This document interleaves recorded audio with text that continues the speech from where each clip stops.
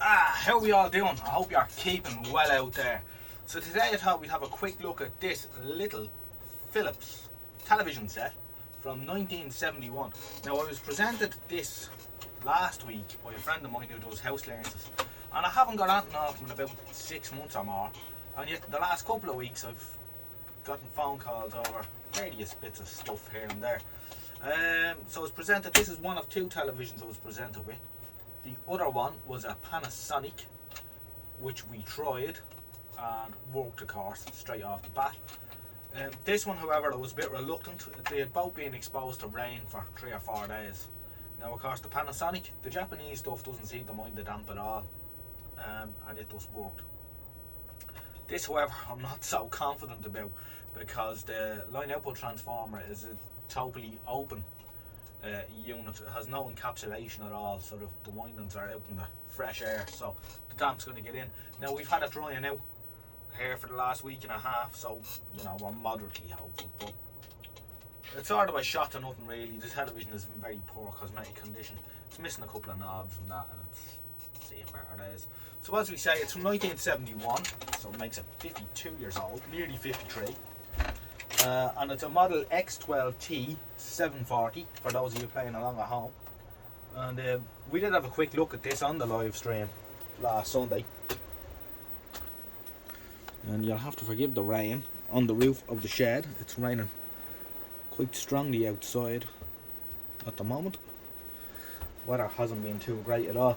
So as we can see, it's been kept somewhere that probably wasn't ideal.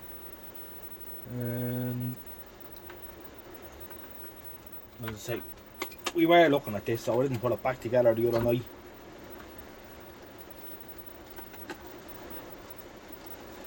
We can see it's a nicely put together thing. Look at the size of that mains transformer. They mean business there.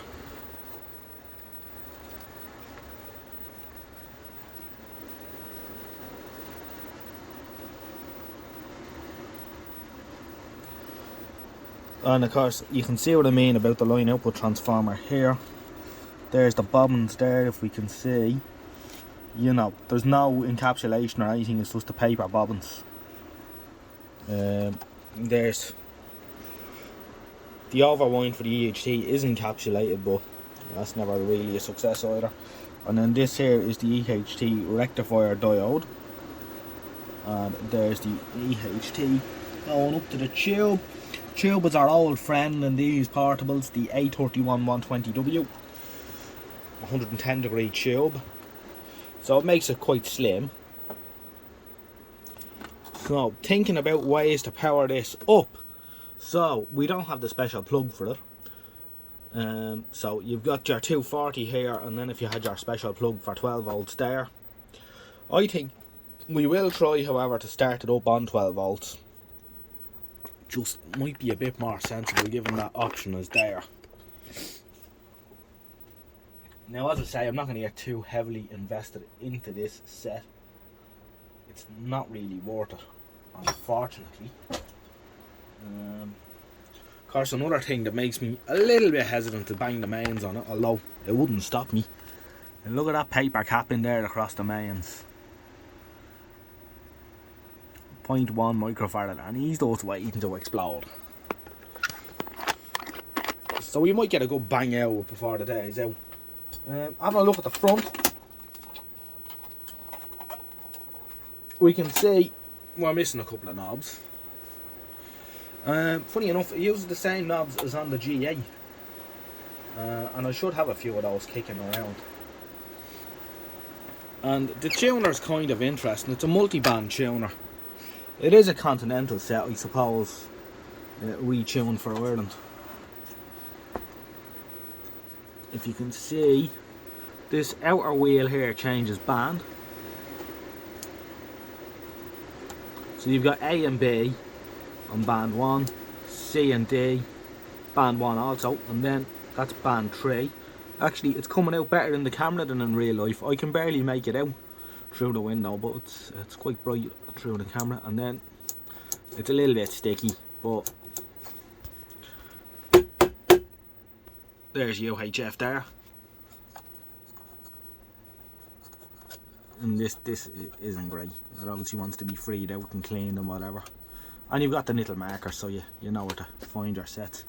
I wonder, does it have a dial light in the back? Probably not. It will be a useful feature though. And you can see where it's, yeah, no, had better days, and it's manky.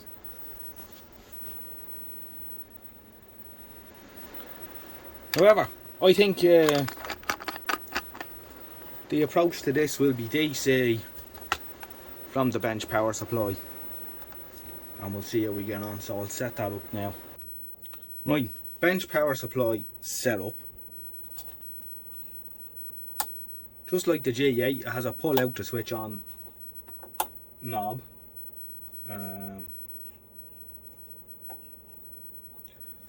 So it's switched on. I'm going to run the power supply up. Current limit off, I suppose.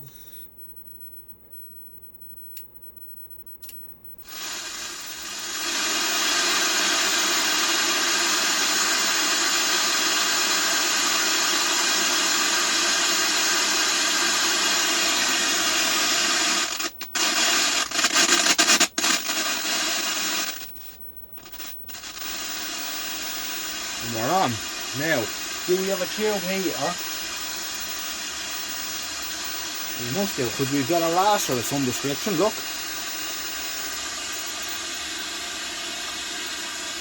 We appear to be in some sort of business here. I'm quite surprised actually. I didn't think this was going to be a goer at all. Alright.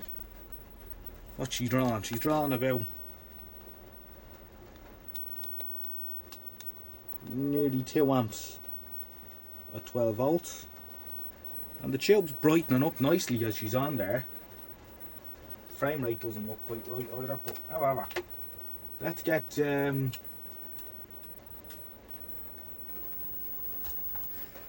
we'll get test card F on up here,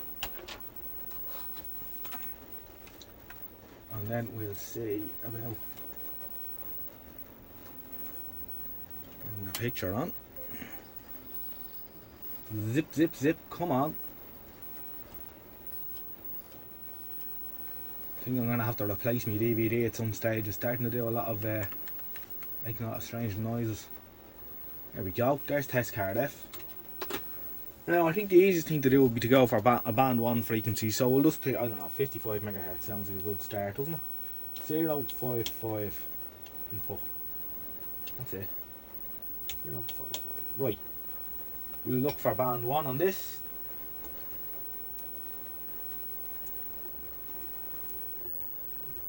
Some positive action going on here, alright. Here we are. Right, frame. Is this the frame? That's the frame. There we are. Look at that. Wonderful. I wasn't expecting that at all. I was not expecting that. Good old Phillips. Good old Phillips. I might have a change of heart about this one. As the wood effect plastic cabinet, which of course is in a heap. Whoop, whoop, whoop, whoop, whoop, whoop, stop. Old television. Think there's a bit of tracking on the EHT.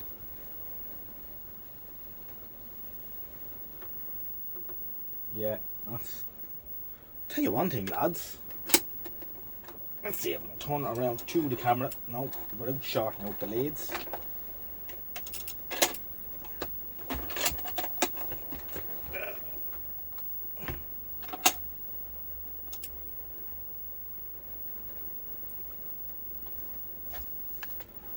That right there isn't a bad picture at all. I'm very surprised at this little television. As I say, it sat out in the week for nearly a week in the rain. My friend was telling me. The CRT is manky dirty. Focus could be a touch out. She's waking up though. That's incredible. Let's see if we can get the camera to get a better view of that picture. Bring the camera down to its level.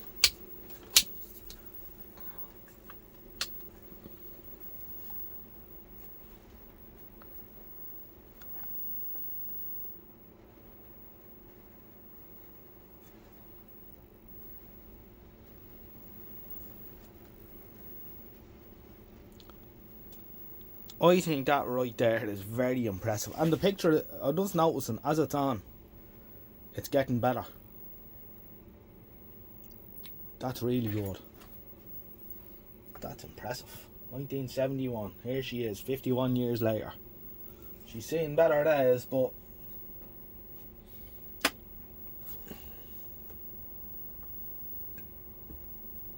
I don't think we'd fall out with that. Let's give the CRT a bit of a clean.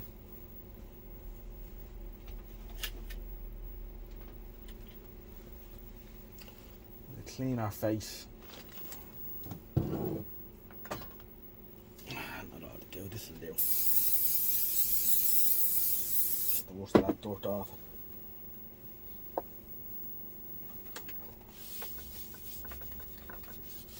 Oh, that's one crusty tube. It must have lived in a kitchen or somewhere for a while. That's what it's like grease or something that's on it.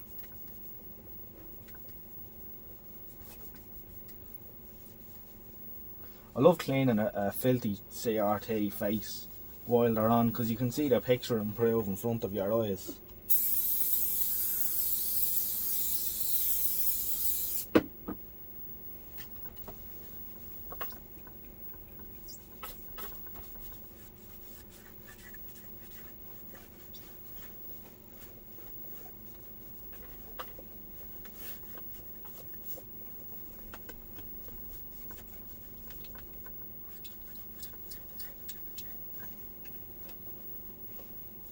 Alright, there's around 2 in that, but and it's getting sharper as it's on. The tube is really wakening up now. That's impressive. That's very impressive. Yeah. I'm quite pleased with that.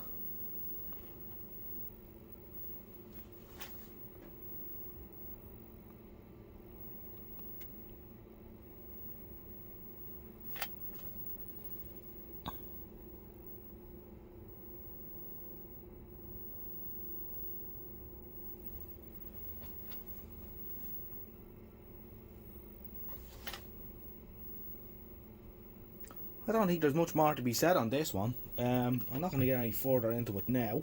I know that it works though, so I'm going to put it to one side and keep it. There's a day's work in it to clean it up, sort out that tuner, all the pots, dig out me spare G8 knobs for it. Might be able to do something with this broken bezel here. And it's a keeper. I wasn't intending on it being a keeper. I was just intending on it being a little video and put it back. But I don't think we'll be putting this one back because it's working too well. It wants to live. I'll see if the focus will adjust. There is a slider on the tube base.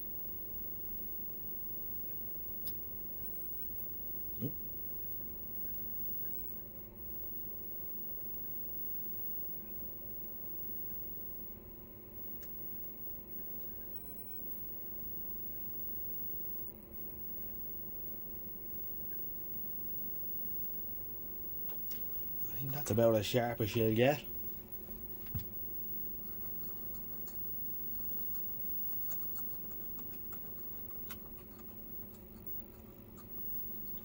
Right, we'll leave it at that. I think you're not going to get a better picture than that. That is very good. Right, thanks for watching. I'll catch you in the next one. These Phillips sets give us a surprise from time to time for sure. Good luck for now.